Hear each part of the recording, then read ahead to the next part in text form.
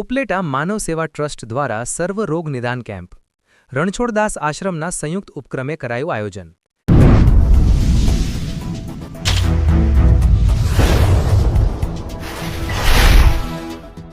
રાજકોટ જિલ્લાના ઉપલેટામાં માનવ સેવા ટ્રસ્ટ અને રણછોડદાસ આશ્રમ દ્વારા સર્વ રોગ નિદાન કેમ્પનું આયોજન કરવામાં આવ્યું।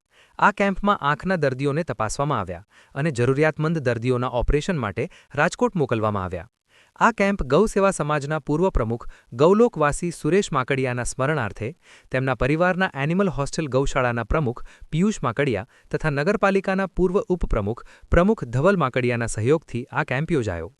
દરેક દર્દીઓને ભોજન પ્રસાદ માનવ સેવા ટ્રસ્ટ અન્ન ક્ષેત્રના રસોડે દાતાશ્રીના સહયોગથી ભોજન પ્રસાદ વ્યવસ્થા રાખવામાં આવેલ।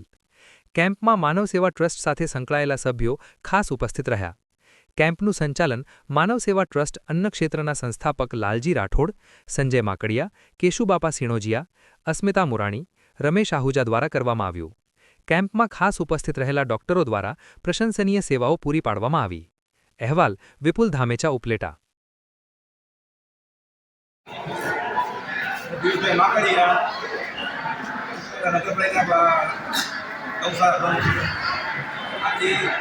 आज केम्प दाखल से नाना भाई स्मरण से दाखल से आखो जम्मू व्यवस्था राखेल तो आ मानव सेवा ट्रस्ट 25 वर्षीय कंटिन्यू कामगीरी कार्यरत है। एमा मुख्यओने भोजन जे गरीबમાં નજરિયાત માણસો હોય જમવા માટે જીવન ક્લાસીસ આ સિવાયના ઘરોનું નિદાન કેમ્પ આ બધું કરવાનું આયોજન કર્યું છે। આયોજનમાં સંદીપભાઈ દાતા સંજય બાકડિયા, શિવજી બાપા, બાબરિયા સાહેબ આ બધાનો ખૂબ સહયોગ છે।